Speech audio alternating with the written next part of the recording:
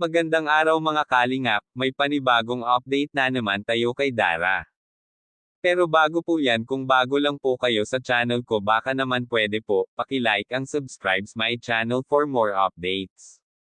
At huwag din po natin kalimutan pakisuportahan po muna natin ang ama ng Kalingap na si Val Santos Matubang at Kalingap Rob Matubang, pati na rin ang mga viewers. Maraming salamat po. Mga Kalingap, update po tayo sa bahay nila Dara. Grabe, napakaganda naman talaga ito ng bahay ng ating artistahing Chinita na si Dara. Hindi pa naman ito tapos, ngunit nakikita na talaga ang ganda ng kalabasan nito, kaya napakabilis din nila ito ginawa.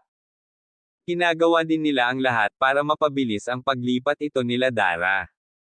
Maging si Dara ay napabilib sa kanila dahil maaga daw sila ito nagigising para maaga din sila nakakapag-umpisa.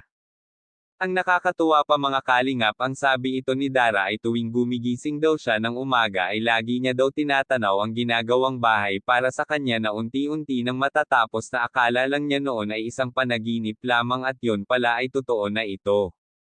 Kaya nagpapasalamat ito si Dara sa Kalingap Carpenters dahil napakabilis nila ito gumawa at sa lahat ng mga sumuporta at nag-sponsor ito kay Dara ay buong puso siya ito nagpapasalamat.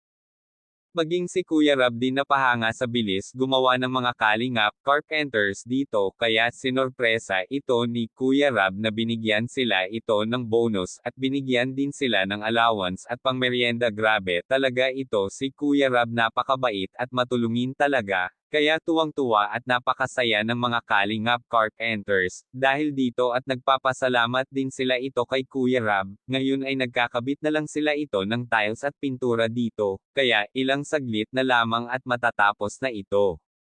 Hanggang dito na lang po mga Kalingap, thank you for watching and God bless us all.